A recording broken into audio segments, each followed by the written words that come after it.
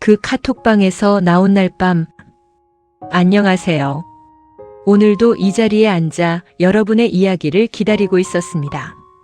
오늘 제게 사연을 보내주신 분은 충청도 어느 소도시에 사시는 62살 정순이 님이세요.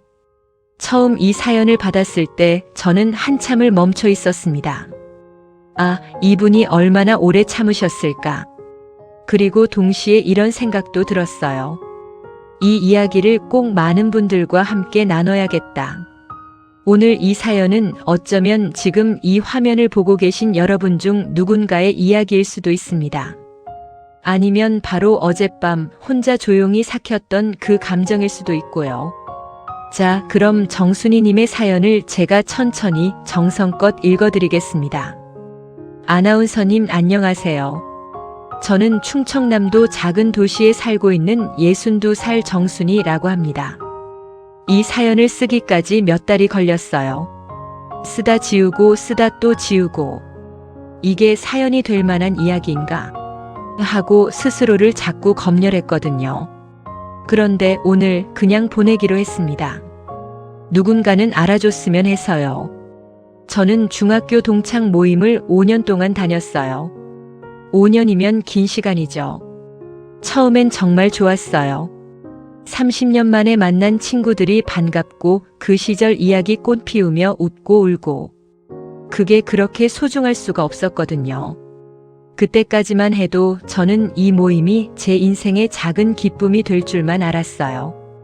그런데 언제부터였을까요? 모임이 점점 이상해졌어요. 처음엔 각자의 자녀 이야기를 했는데 그게 어느 순간부터 자녀 자랑이 되어 있더라고요. 우리 아들이 대기업 들어갔대.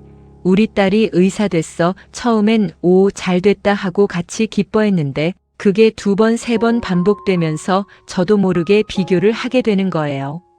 저희 아이는 그냥 평범해요. 평범하게 살아가고 있어요. 그게 부끄러운 일이 아닌데 그 자리에 앉아 있으면 왜인지 움츠러드는 거예요.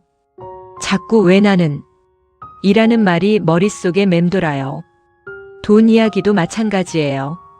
누가 어디에 투자를 했더니 몇 억이 됐다. 남편이 이번에 은퇴하면서 퇴직금이 얼마였다.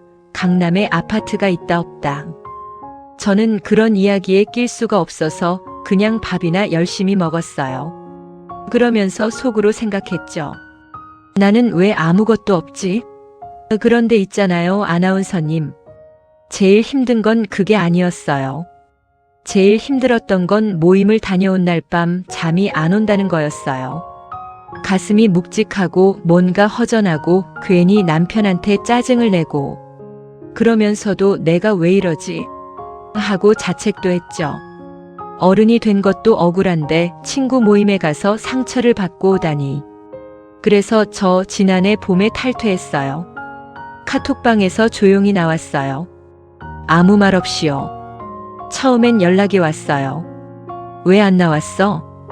무슨 일 있어? 저는 그냥 요즘 좀 바빠서라고 했어요. 그리고 그걸로 끝났어요. 탈퇴하고 처음 몇 달은 솔직히 허전했어요. 모임 날짜가 되면 지금쯤 얘네 뭐 먹고 있겠다 싶기도 하고요. 근데 있잖아요. 이상하게 그 허전함이 점점 가벼워지는 거예요. 모임 다음날 잠 못 이루던 그 묵직함이 없어지니까 아침이 달라지더라고요. 그냥 아무 이유 없이 밥이 맛있는 거예요. 그게 얼마나 오랜만인지. 그런데도 가끔 불안해요. 이게 맞는 선택인가? 내가 너무 예민한 건 아닌가? 그래서 이렇게 사연을 보내봤어요. 누군가가 그래도 괜찮아라고 말해줬으면 해서요. 부탁드립니다, 아나운서님. 정순이 올림. 정순이님. 지금 이 편지를 읽으면서 저는 2가지 감정이 동시에 왔어요. 하나는 참 많이 참으셨다는 마음이고 또 하나는 정말 잘하셨다는 마음이에요. 순이님, 그 모임에서 느끼셨던 감정 있잖아요. 가슴이 묵직하고 밤에 잠이 안 오고 괜한 짜증이 올라오던 그 감각. 그게 예민한 게 아니에요. 그건 아주 정확한 신호예요. 우리 몸이, 우리 마음이 보내는 신호. 지금 이 자리가 나를 깎아내리고 있다는 신호요. 정말이에요. 사람은 비교당할 때만 상처받는 게 아니에요. 그 비교의 자리에 앉아 있는 것 자체가 이미 우리를 소모시켜요. 아무도 대놓고 순이님을 무시하지 않았어도 그 자리의 공기가, 그 자리의 분위기가 너는 어때? 라고 끊임없이 묻고 있잖아요. 그 무언의 압박. 그게 얼마나 피곤한 일인지 저는 알 것 같아요. 그리고 또 하나 순이님이 쓰신 이 문장이요. 그냥 아무 이유 없이 밥이 맛있는 거예요. 그게 얼마나 오랜만인지. 이 문장을 읽는 순간 저는 눈물이 날 뻔했어요. 왜냐하면 밥이 맛없어지는 것, 아침이 무거워지는 것, 그게 얼마나 큰 손실인지 우리가 너무 쉽게 지나쳐버리거든요. 순이님은 그 손실을 되찾으신 거예요. 그 선택이 정말 대단한 거라고 저는 생각해요.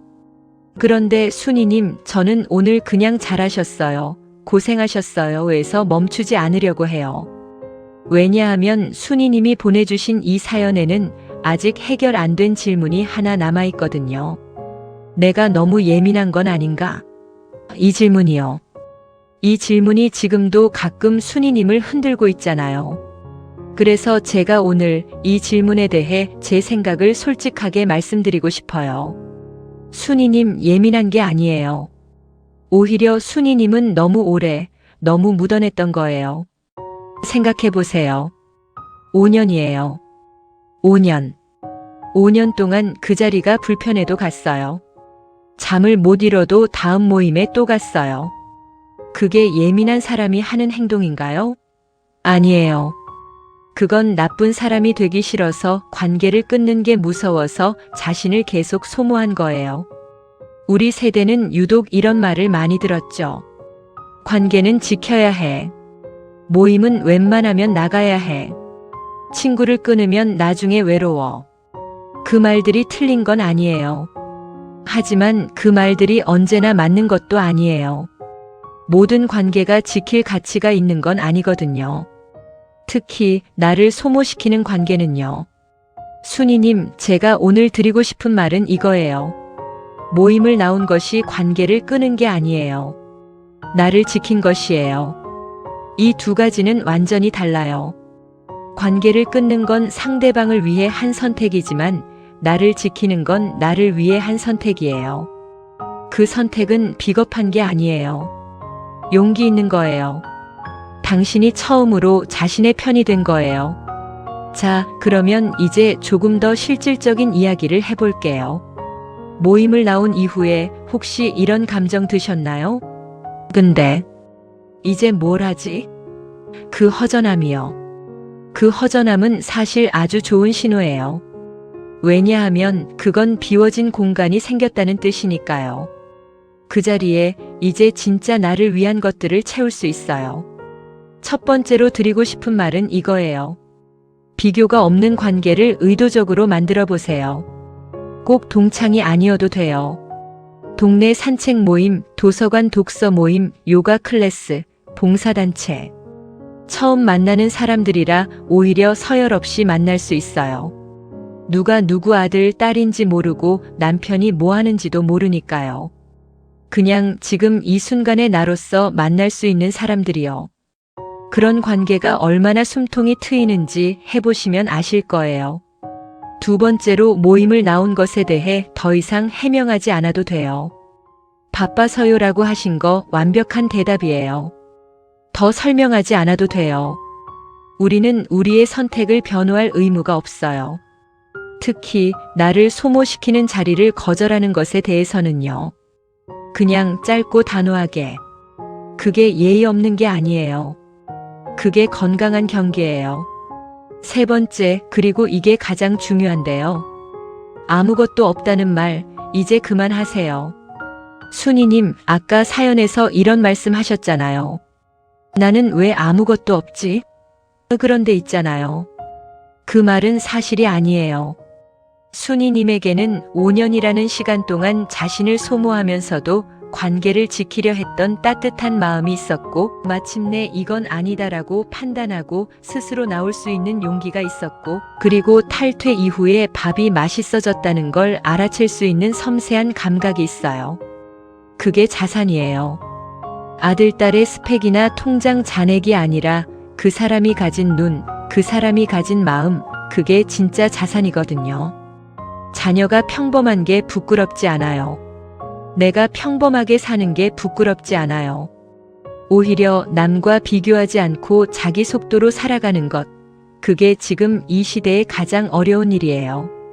그걸 순이님은 이미 시작하셨어요. 정순이님, 그래도 괜찮아라고 말해달라고 하셨죠. 네, 괜찮아요. 괜찮은 정도가 아니라 순이님은 지금 아주 잘하고 계세요. 그리고 오늘 이 사연을 보내주신 것도 그 자체로 이미 용기예요. 보내주셔서 고마워요. 오늘 이 이야기를 함께 들으신 여러분께도 한마디 드리고 싶어요. 혹시 지금 어딘가에서, 어떤 모임에서, 어떤 관계에서 밤마다 가슴이 묵직하진 않으신가요? 내가 예민한 건지, 내가 이상한 건지 혼자 자책하고 계신 건 아닌가요? 그 감각을 믿어보세요. 우리 몸은 거짓말을 안 해요. 기 빨리는 관계와 기 살리는 관계는 몸이 먼저 알아요. 이제는 자신의 편이 되어주세요. 오랫동안 남의 편이 되어주느라 수고하셨어요. 오늘도 들어주셔서 감사합니다. 저는 다음에도 이 자리에서 여러분의 이야기를 기다리고 있을게요.